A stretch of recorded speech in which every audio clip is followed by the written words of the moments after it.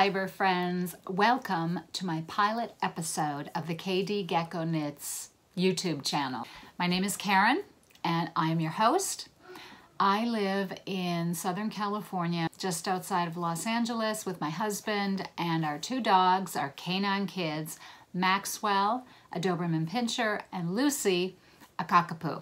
I am going to give you a little introduction about how I started knitting. When I was a kid, about 9, 10, 11 years old, I spent a week with my grandmother and she taught me to crochet.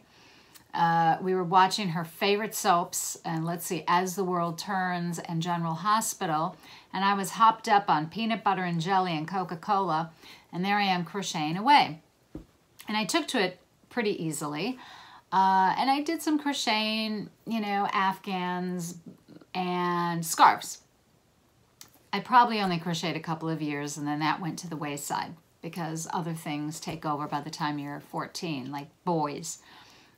So then about in the spring of 2008, I was picking up Chinese food, and the woman, I looked at her and I said, hello, you made this? And she said, oh yes, I did, it's knit.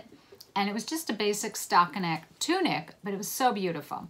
Next day, ran to Michael's, bought supplies, came home, got on YouTube, and spent 5 hours, yes, 5, literally 5, and did not leave that computer until I could cast on, do the knit stitch, and the purl stitch. Crazy, you know, I just sat there until I could do it. But before I learned, I didn't know there was a difference between English throwing or continental carrying your working yarn. And when I first started on the YouTube tutorials, I had such a tough time with the throwing. I didn't like taking my hands off the needles. And as I'm perusing the tutorials, I see this thing called continental knitting. And I'm wondering, what is that? I've never heard of continental knitting. And I didn't know there was a difference. I thought knitting is knitting and that's just it. So I immediately took to that. I think because I had learned to crochet, continental, carrying your working yarn in your left hand, and the needles, and it worked for me. And it was actually boom, and I got it. My tension wasn't great. No, I was not a good knitter at that time, but it made sense and I was able to do it. So almost every day I would knit. I'm on YouTube looking at different tutorials.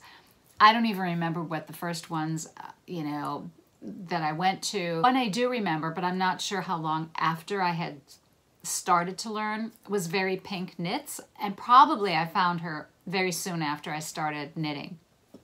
Wonderful tutorials, helped me a lot. I took to knitting pretty easily, I think. I think I'm good with my hands, perhaps. Maybe that's why. Actually, you know, I was a dental assistant many years ago. I digress. And he had said to me, you should become a dentist. You're so good with your hands, because I was a chairside assistant and we would do oral surgery and that. And I thought, yeah, who's going to pay my tuition for dental school? So that never happened. I love knitting, and I have become more and more crazed about knitting. And it was about a year or so ago, I found Fruity Knitting. I think that was the very first real podcast or YouTube channel that was more of a, like this, a dialogue, chatting, not instructional or less instructional. More, here's what we're doing, works in progress, FO. In fact, I think it's only then that I learned what these abbreviations were for. So I started watching Fruity Knitting, and then I found other YouTube channels, and I came across Christy Glass and Espace Tricot. More recently, Anna from the Dunkelgrum podcast and Raina from the Slow Knitter. And those podcasters, YouTubers, really inspired me to think about doing a podcast. I was in New York in last month, October, for my birthday. I turned 60. Anyway, yes, I'm 60. So I Instagram with Christy Glass, and I said, oh, I'm going to be in New York. I would love to just meet with you, have a cup of coffee, something. And she wrote back, oh, that's great. How would you, I'll interview you. And I thought, well, gosh, I'm not a podcaster. I don't dye yarn. I don't own a yarn store. I'm not a designer. I thought, what, you know? She said, no, it's fine. It'll be fine. She was so sweet. So we met, and she's lovely. Taller than I had expected. Lovely woman, very nice. Maybe I startled her because I hugged her immediately because I'm a hugger. And as we're chatting, she said, why aren't you podcasting? I said, you know, I've been thinking about it. I started with Instagram to get used to this whole social media thing. Only recently that I really connected with social media for knitting, because a lot of the social media I could care less about. But I love connecting with other knitters and designers and yarn dyers and just talking, knitting, yarn, and I'm just completely addicted. It's an addiction. And I love it. I love the creativity, which I know all of you do as well. So here I am, my pilot episode, KDGECKO Knits YouTube channel. If I like a pattern, I will knit it over and over and over again. I will knit it over and over and over again. That's one of my knitting idiosyncrasies. Kind of crazy, right? As you can see, I'm wearing one of them, the Rock Creek by Caitlin Hunter. Let me show you the pattern.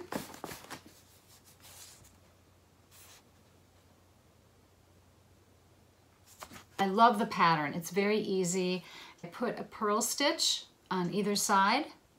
I don't know if you can see it. Right, so that you get that seam, the faux seam, which really helps, at least I think it does, minimize that jog that you get when you're knitting in the round. This pattern is great, so I incorporate those purl stitches as faux seams, and that works really well, I think. So the only thing I did different here is I took a crochet hook after I was done and just made a slip stitch crochet all around. I'll see if you can, right? So you see this little edging here, so that it almost looks like I picked up the neckline afterwards and did the ribbing. So the other one, as you saw in the quick flash, is another Norol yarn, another Silk Garden. That color. I love doing patterns over and over. If I love the pattern, it's crazy. But so, and then this color.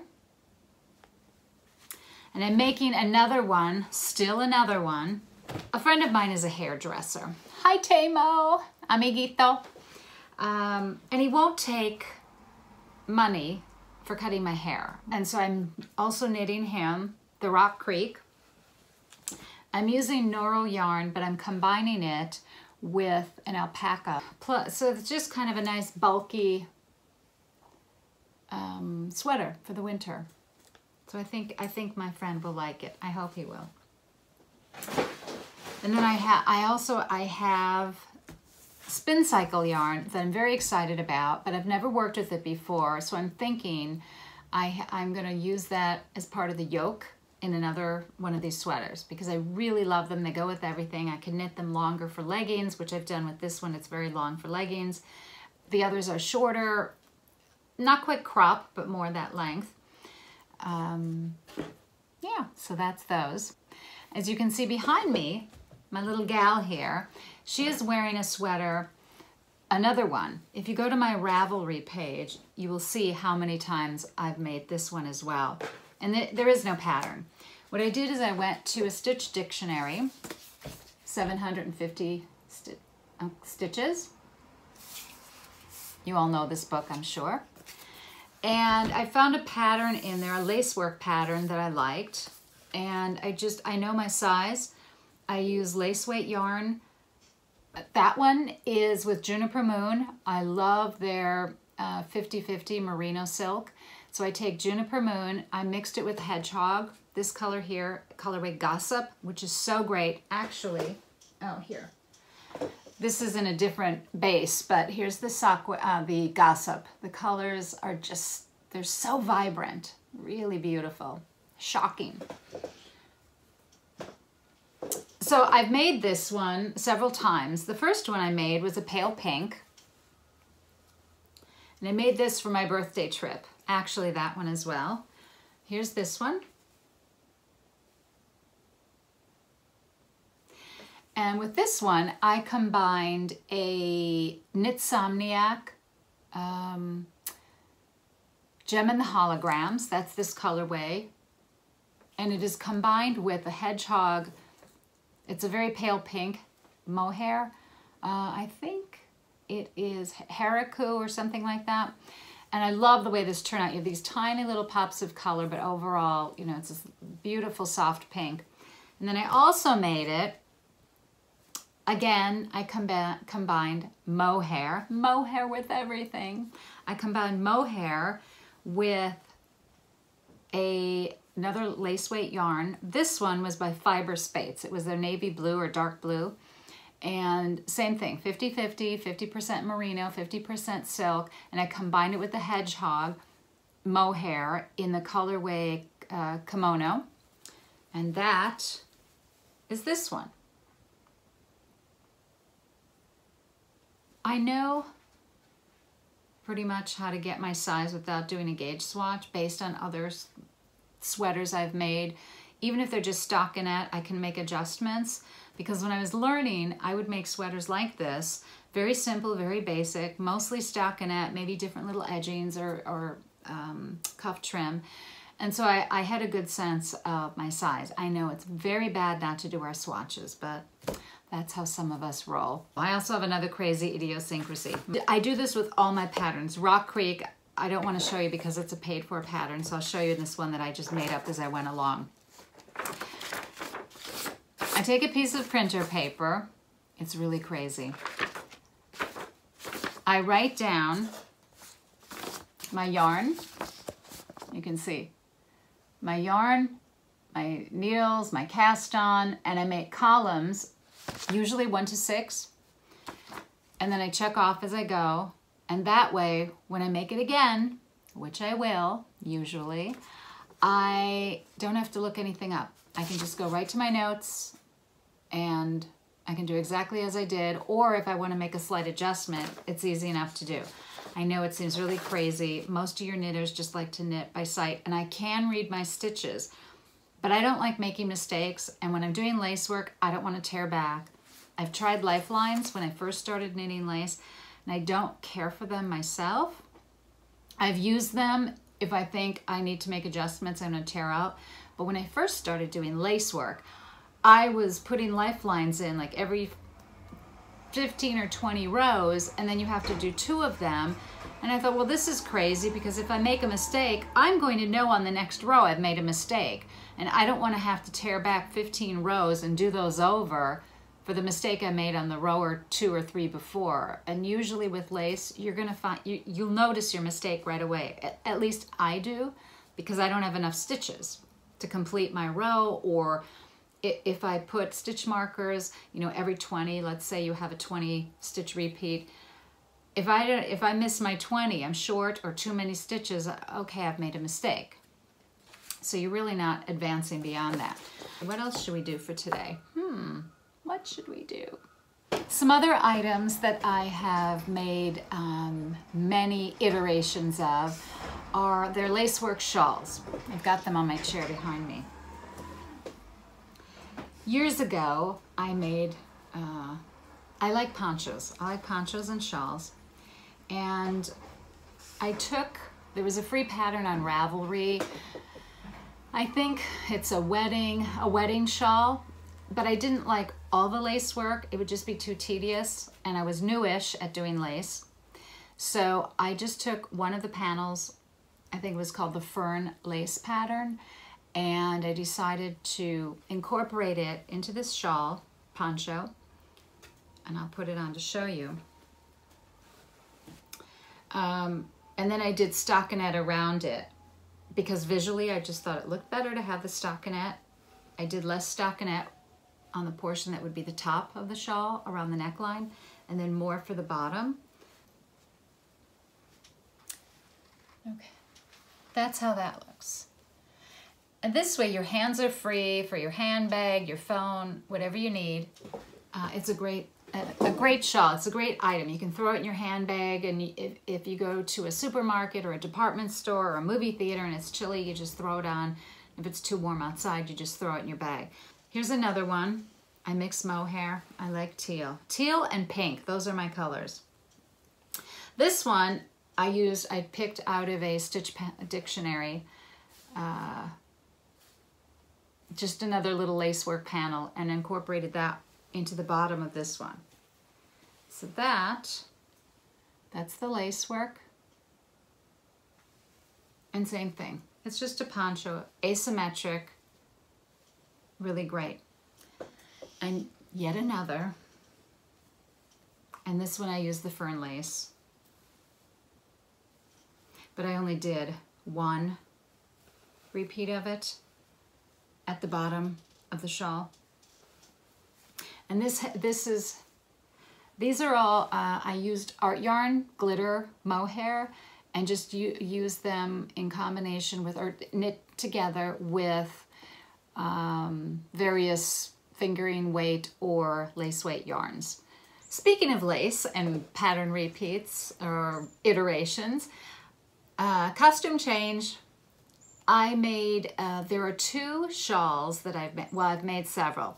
The designer is Mary Gildersleeve, Hands with Heart, and I found her patterns, gosh, it's maybe 7 years ago or something. And these are ponchos, and I'm not afraid to wear ponchos, and I think they're really a great modern poncho. So this is my Wild Irish Rose, and look at the beautiful work. Oh, and gee, there's more teal. And so these are fabulous. And then there's another one in, oh gosh, more pink. And then I have a pink one. And I'll insert some pictures just because the pictures it gives you a nice idea of the lace work. These are great. The patterns, Mary makes very detailed patterns. They are written out, easy to follow. Mary's very detailed. And I don't think, I've knit several of her ponchos, and there has never been a mistake in them. So they're well tech edited. So you might want to check her out. I get a lot of compliments on these because it's unusual, I guess, and people think of ponchos as sort of the 1970s ponchos, which these are definitely not. I really love these. They're great. They're all on my Ravelry page. I love Ravelry. I use it all the time. I put all my projects there, my works in progress, my finished objects. I love Ravelry. I'm so grateful they're around.